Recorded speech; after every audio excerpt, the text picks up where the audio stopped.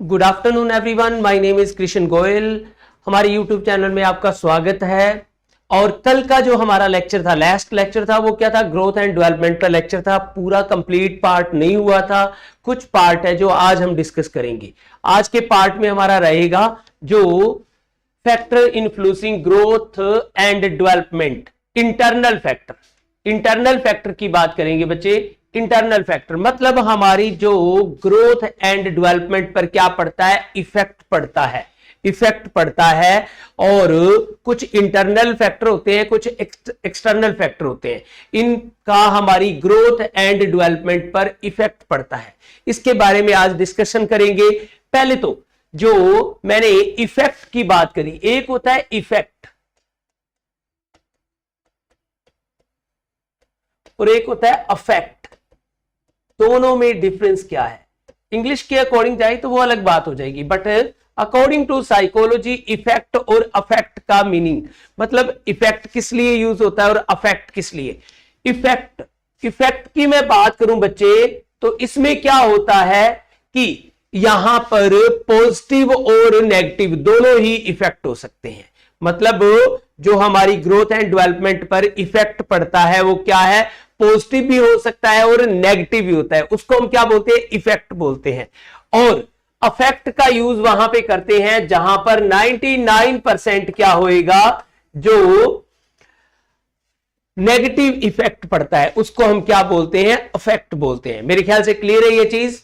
चलो तो बात करते हैं आज के लेक्चर में जो factor influencing growth and development, internal factor मतलब हमारी ग्रोथ एंड डेवलपमेंट पर क्या पड़ता है? इफेक्ट पड़ता है। और वो इंटरनल फैक्टर है, उसके बारे में बात करते हैं। कुछ इंटरनल फैक्टर होते हैं, कुछ एक्सटर्नल फैक्टर होते हैं। इनको आज हम साथ साथ में इकट्ठे ही जो डिस्कस करते हैं। ठीक है, चलो चलते हैं नेक्स्ट क्वेश्चन में। चलो सबसे पहले तो बात आएगा जो फैक्टर, इंटरनल फैक्टर कौन कौन से आ जाएंगे। एक तो आ जाएगा हेरिडिटी फैक्टर, जिसको हम क्या बोलते हैं? अनुवांशिक कारक बोलते हैं, या वंशानुगत जो कारक बोलते हैं, वंशानुगत। ठीक है, हिंदी में इसको वंशानुगत बोल देते हैं कारक, या फिर हेरिडिटी फैक्टर बोल देते हैं। मेरे ख्याल से क्लियर है। दूसरा पार्ट जो बायोलॉजिकल और कॉन्स्टिट्यूशनल फैक्टर, जिसको जैविक या संवैधानिक कारक बोल देते हैं बच्चे। ठीक है, डिस्कस करेंगे इसको सारे को। नेक्स्ट आ जाएगा, थर्ड पार्ट आ जाएगा हमारा इंटेलिजेंस। इंटेलिजेंस मतलब बुद्धि। यहां पे एक क्वेश्चन आ जाता है, इंटेलिजेंस, फादर ऑफ इंटेलिजेंस के नाम से किसे जाना जाता है? तो अल्फ्रेड बिनेट को जाना जाता है। अल्फ्रेड बिनेट को जाना जाता है, जिनको फादर ऑफ इंटेलिजेंस के नाम से जानते हैं। नेक्स्ट आ जाता है इमोशनल फैक्टर, भावनाओं का कारक, या भावनाओं का कारक, या भावनाएं कारक। ठीक है बच्चे, तो भावनाओं का कारक बोल सकते हैं इसको। चलो नेक्स्ट बात करते हैं सोशल नेचर। सोशल नेचर की मैं बात करूं तो सामाजिक प्रकृति। सामाजिक मतलब समाज का भी क्या पड़ता है? ग्रोथ एंड डेवलपमेंट पर इफेक्ट पड़ता है। इंटरनल भी हो सकता है, एक्सटर्नल भी हो सकता है। इसको डिस्कस करते हैं। ठीक है बच्चों, तो सबसे पहले हमारा पार्ट रहेगा जो हेरिडिटी। हेरिडिटी होती क्या है? सबसे पहले तो हमें हेरिडिटी का पता होना चाहिए। हेरिडिटी होती क्या है? हेरिडिटी एक स्टैटिक पार्ट है जिसे कभी चेंज नहीं किया जा सकता, किसी चेंज नहीं किया जा सकता। फॉर एग्जांपल, जो मेरी जो क्षमता है, जो मेरे को हेरिडिटी, मेरे मदर फादर, जो चीजें हमें जन्मजात मिलती हैं, जन्मजात मिलने का मतलब है हमें अपने पेरेंट्स से मिली है, हमारे पेरेंट्स के क्रोमोसोम से हमें मिली है, समझा गया? जीन्स के थ्रू हमारे अंदर आई है, उसको हम क्या बोलते हैं? हेरिडिटरी बोलते हैं। ये क्या है? इसे चेंज नहीं किया जा सकता। ये क्या बोलता है? स्टैटिक पार्ट रहता है, स्टैटिक पार्ट होता है, इसे कभी चेंज नहीं किया जा सकता। अब यहां पे डिस्कस करें हम थोड़ा सा, तो देखो बच्चे, फॉर एग्जांपल किसी पर्सन में देखो, एक पेरेंट्स है, एक पेरेंट्स के गुण या अगुण, ठीक है, गुण या अगुण बच्चे में आ जाने, वो क्या कहलाता है? तो हेरिडिटरी कहलाता है। फॉर एग्जांपल कोई किसी तरह की डिजीज मतलब किसी तरह की कोई बीमारी है जो एक पेरेंट्स से दूसरे पेरेंट्स में आते, मतलब दूसरे बच्चों में आ जाती है। फॉर एग्जांपल, एक जरूरी नहीं है कि आपके मदर फादर से ही आएगी, मतलब आपकी जो ननिहाल फैमिली से आ सकती है, आपके दादका फैमिली से आ सकती है। तो आपने देखा होगा कुछ फैमिलीज में जो हेरिडिटी की मैं बात करूं तो एलर्जी की प्रॉब्लम होती है कईयों को, तो एलर्जी की कईयों को नानका फैमिली से होती है, कोई दादका फैमिली से। तो किसी तरह की कोई डिजीज है, जो बीमारी है, जो वो क्या है एक दूसरे के मतलब पेरेंट्स के थ्रू आप में आई, वो क्या कहलाएगी, तो हेरिडिटरी फैक्टर होता है। मेरे ख्याल से क्लियर हो गया। इसको हम हेरिडिटी फैक्टर बोलते हैं या फिर वंशानुगत कारक बोलते हैं। मेरे ख्याल से क्लियर है बच्चों, और इसे कभी चेंज नहीं किया जा सकता। फॉर एग्जाम्पल मैं बात करूं, अगर मेरी जो हेरिडिटरी है और आपकी सेम हो सकती है? नहीं, क्योंकि मेरे को मेरे पेरेंट्स से मिली है, आपको आपके पेरेंट्स से मिली है, इसलिए ये स्टैटिक पार्ट है, इसको चेंज नहीं किया जा सकता। ठीक है, चलो नेक्स्ट बात करते हैं बायोलॉजिकल और कॉन्स्टिट्यूशनल फैक्टर। अब ये क्या होता है बायोलॉजिकल और constitutional factor? Biological constitutional factor की मैं बात करूं, ये भी हमें क्या है अपने पेरेंट्स से ही मिलता है। फॉर एग्जाम्पल बायोलॉजी की मैं बात करूं तो आपकी आई का कलर, आपका आई का कलर देखो, पेरेंट्स का जो आई का कलर, कुछ पेरेंट्स की आई क्या होती है, जैसे बिल्ली आंखें होती है, तो उसी तरह उनके बच्चों की भी क्या होती है, जो आई क्या होती है, बिल्ली कलर की होती है। समझा क्या होगा? कैट कलर की, मतलब कैट की जैसी आंखें होती है, तो हम जैसे पंजाबी हिंदी में बोलते हैं बिल्ली अखा वाला या बिल्ली आंखों वाला, ठीक है, या वाली, ठीक है।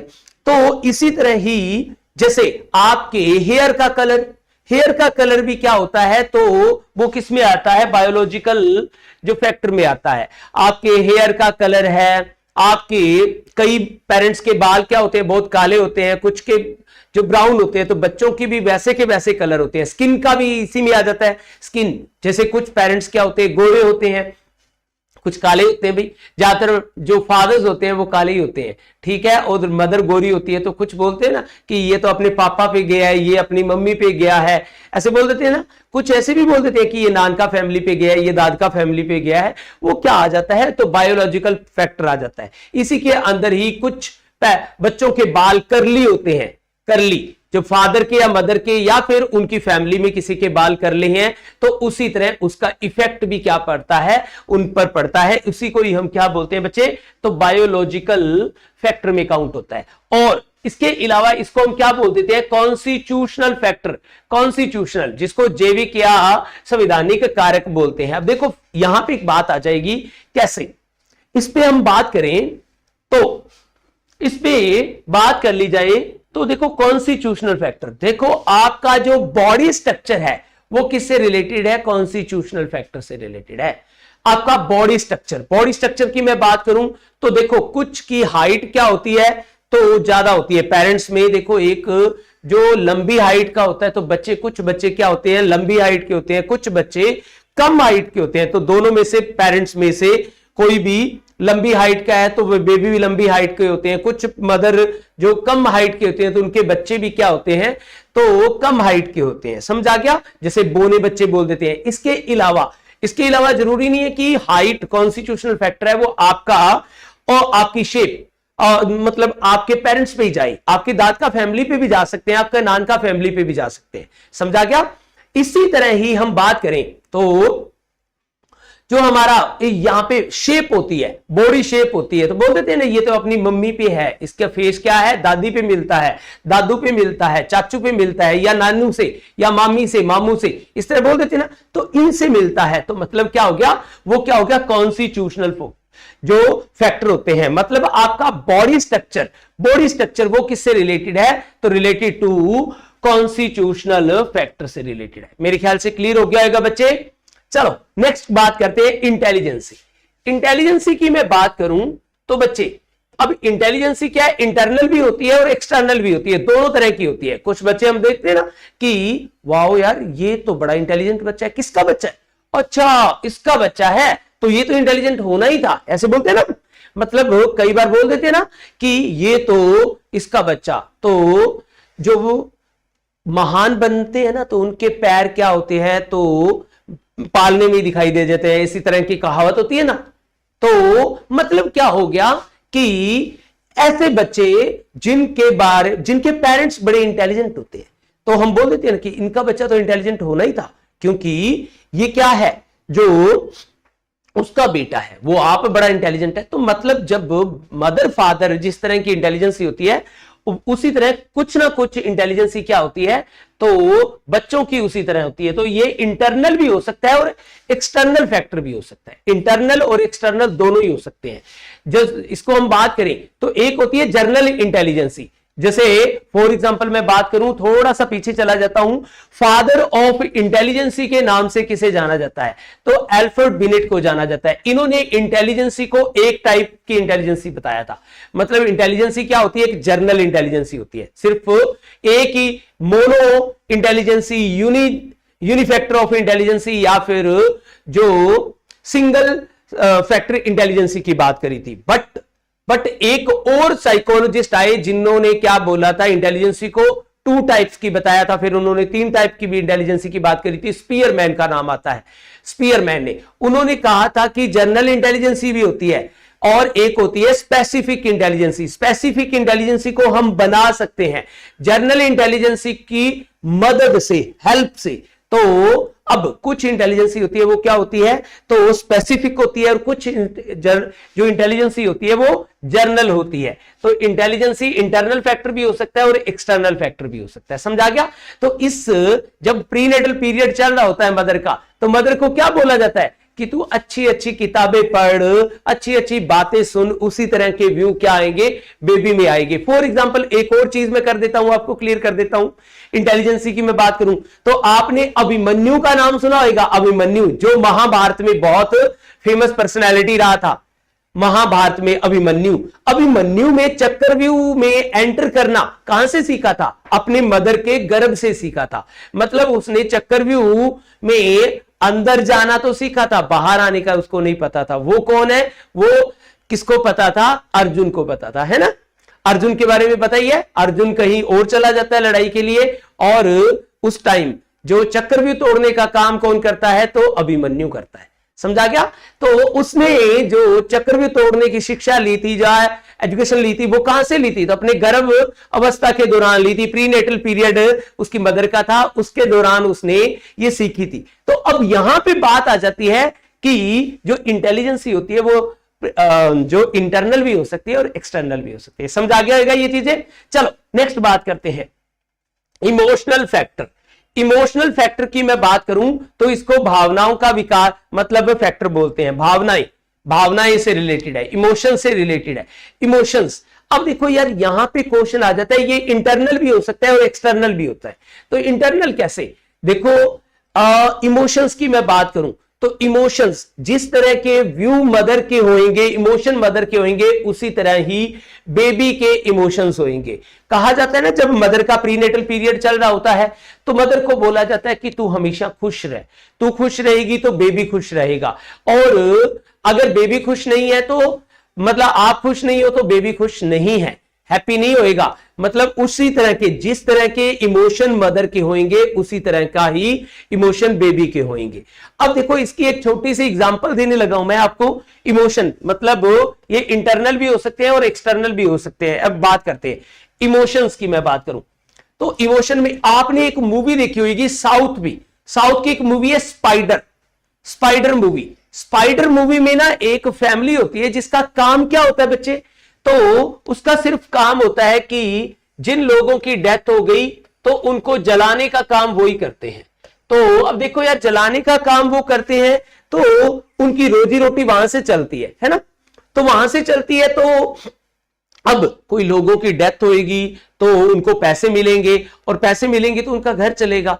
तो इसी तरह ही जो एक फैमिली के मेंबर हैं, और मान लो ये ए फैमिली मेंबर है और ये बी इसकी वाइफ है, और ये बी है वो क्या है, अभी प्रेग्नेंट है। मतलब क्या हो गया, उसका प्रीनेटल पीरियड चल रहा है, किसी की डेथ हो जाती है। लोग तो अब देखो, जिसका फैमिली मेंबर मर गया है, मतलब उसकी डेथ हो गई है, तो अब देखो उसकी फैमिली मेंबर तो रोएंगे ना यार, रोएंगे। तो अब रो रहे हैं, तो यहां पे क्या हो गया, जो ये ए की वाइफ है बी, वो क्या कर रही है, उन लोगों को देखकर खुश हो रही है, और जो लोगों ने इनको पैसे दिए थे उनको गिन रही है और साथ में स्माइल कर रही है, हंस रही है।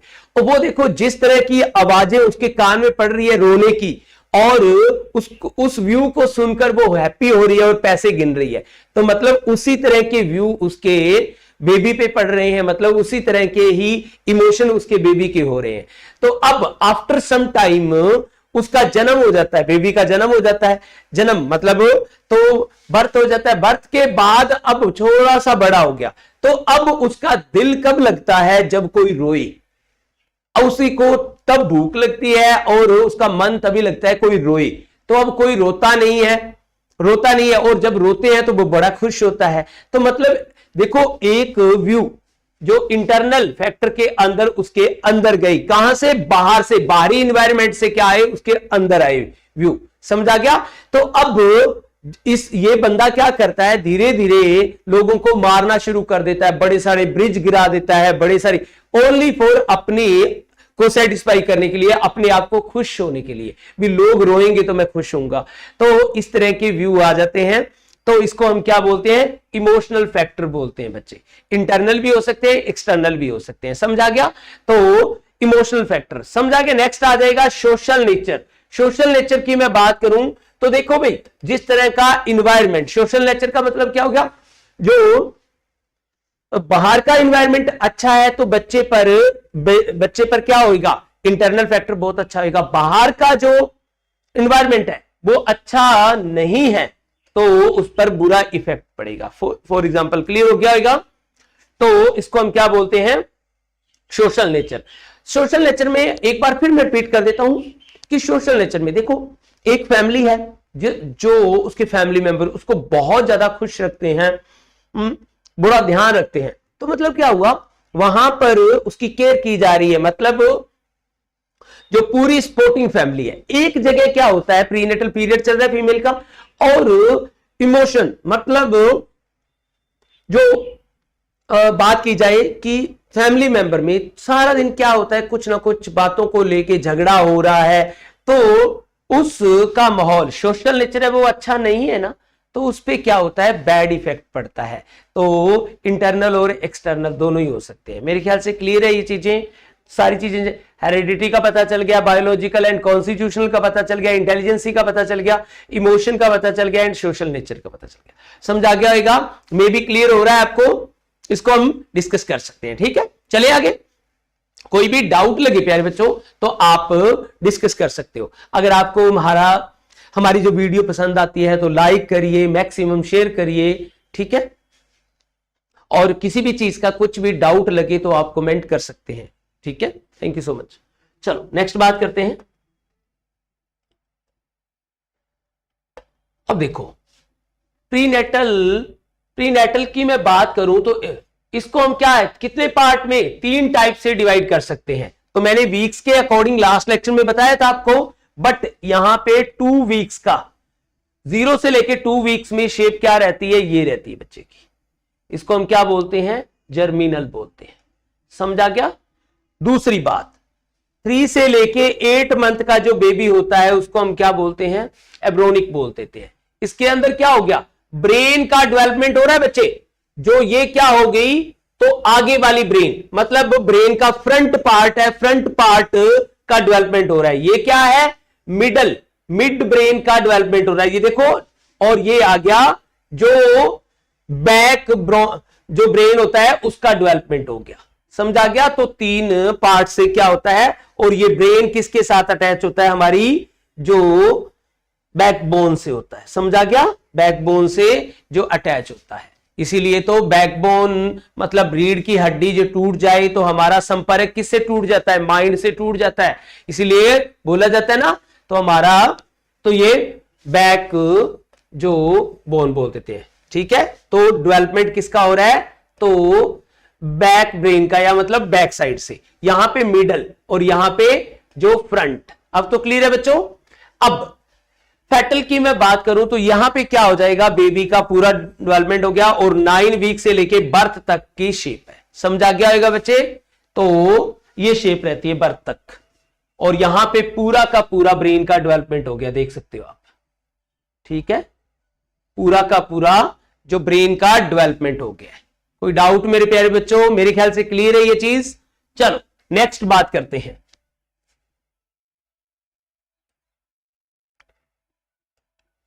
अब यहां पे आ जाता है क्रोमोसोम।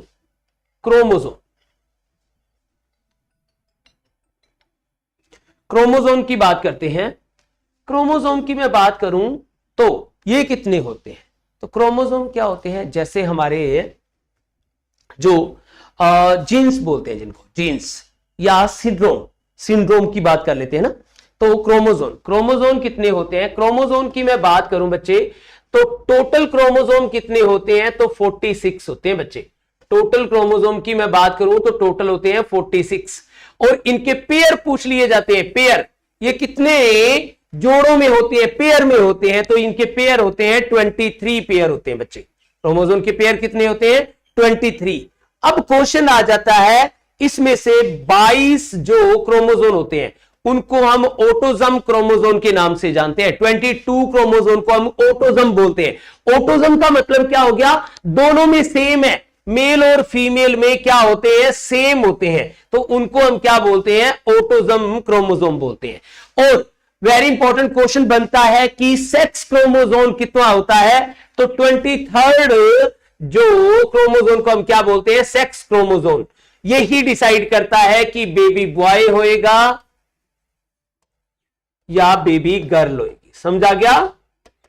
तो सेक्स क्रोमोसोम के नाम से जाना जाता है 23वीं। तो टोटल क्रोमोसोम से सीधा डायरेक्ट क्वेश्चन आ जाता है, क्रोमोसोम के पेयर कितने होते हैं? ये भी पंजाब के टेट के एग्जाम में, लास्ट में जो पंजाब टेट का एग्जाम हुआ था उसमें आया था बच्चे क्वेश्चन। तो टोटल क्रोमोसोम कितने होते हैं? 46 होते हैं। इनके पेयर कितने होते हैं? 23 होते हैं। और ऑटोजम कितने होते हैं? 22 क्रोमोसोम होते हैं। अगर मैं पूछ लूं कि 23वां जो क्रोमोसोम होता है वो क्या होता है, तो वो उसको हम सेक्स क्रोमोसोम के नाम से जानते हैं। सेक्स क्रोमोसोम कौन सा होता है? तो 23वां क्रोमोसोम। यही क्या करता है? सेक्स को डिसाइड करता है, बेबी गर्ल है या बेबी बॉय है। मेरे ख्याल से क्लियर है बच्चों। चलो नेक्स्ट बात करते हैं। चलो अब यहां पे बात आ जाएगा मेल और फीमेल की। मैं बात करूं मेल और फीमेल में क्रोमोसोम, क्लियर हो गया? तो क्रोमोसोम मेल और फीमेल में होते हैं। तो हम बात करें क्रोमोसोम की, मैं बात करूं तो मेल में XY क्रोमोसोम होते हैं और जो फीमेल में क्या होता है? तो XX होता है। अब देखो, अगर X और इनका X मिला तो बेबी क्या होती है? तो गर्ल होती है बच्चे। तो मेल का X एंड फीमेल का X मिलता है तो क्या बनता है बच्चे? बेबी गर्ल पैदा होती है। अगर मेल का X मिला और फीमेल का Y मिला तो बेबी क्या होता है? बॉय पैदा होता है। समझा गया? तो मेल और फीमेल हम देखते हो। अब जब चलो मजाक की बात नहीं करते, वैसी बात कर रहा हूं कि अगर कई बार देख लिया जाए तो सासू मां बोल देती है कि ले ये तो बेबी गर्ल पैदा कर रही है ना, होता है ना ऐसे। बट अब देख लो, अब देखा जाए तो बेबी बॉय वाला जो पार्ट है वो क्या है? बॉय। तो जेंट्स के पास होता है। तो अब अपने बेटे को क्यों नहीं बोलती? होता है ना ऐसे। तो बट चलो ये बातें अलग की है, ये बातें हम इसमें नहीं कर सकते, तो अलग बात है। वो नेचर के मतलब प्रकृति के हाथ में होता है कि बेबी बॉय आएगा या बेबी गर्ल आएगा। बट एक बात होती है, ठीक है। तो अब यहां पे बात कर ली जाए तो मेल और फीमेल की मैं बात करूं तो उनके अंदर XY क्रोमोसोम होते हैं। मेल के अंदर XY होता है और फीमेल के अंदर जो XX क्रोमोसोम होते हैं। और XX मिलते हैं तो बेबी गर्ल, और XY मिलता है तो क्या होता है? बेबी जो बॉय पैदा होता है। मेरे ख्याल से क्लियर है बच्चों। चलो नेक्स्ट बात करते हैं।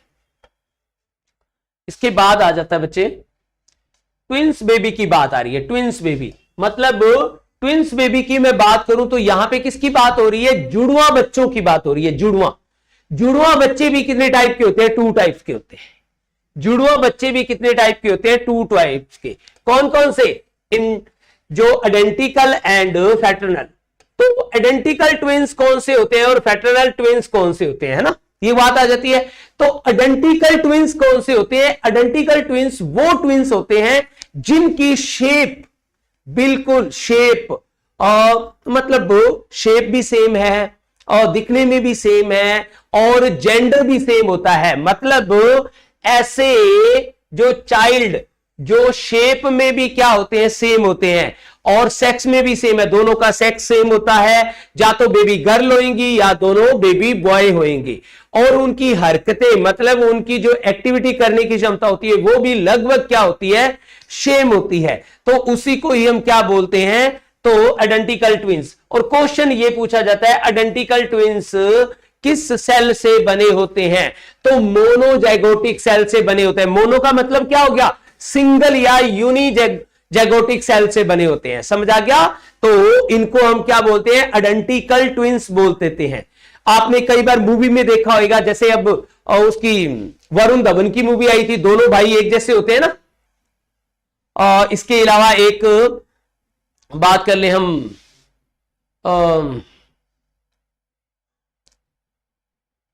चलो आपको एक छोटी सी एग्जांपल बताता हूं। मेरे साथ मेरा एक दोस्त पढ़ता था, दलेर और फलेर, दोनों ब्रदर थे और दोनों की शेप, सरदार जी थे दोनों, और दोनों अगर दोनों एक साथ खड़े हैं तो पहचान नहीं सकते हम कि दलेर कौन है और फलेर कौन है। समझ आ गया? तो वो क्या हो गया? वो किस सेल से बनी है? तो मोनोजाइगोटिक सेल से। एक मेरी स्टूडेंट थी, सुखप्रीत नहीं, कुछ और नाम था, जसप्रीत नाम। तो वो भी क्या है? दोनों सिस्टर एक साथ खड़ी हो तो पहचान नहीं सकते कि जसप्रीत कौन है और उसकी सिस्टर कौन है। मतलब वो भी किससे बनी है? तो मोनोजाइगोटिक सेल से। मतलब आइडेंटिकल ट्विंस होते हैं जो एक ही सेल से बने होते हैं, उनको हम क्या बोलते हैं बच्चे?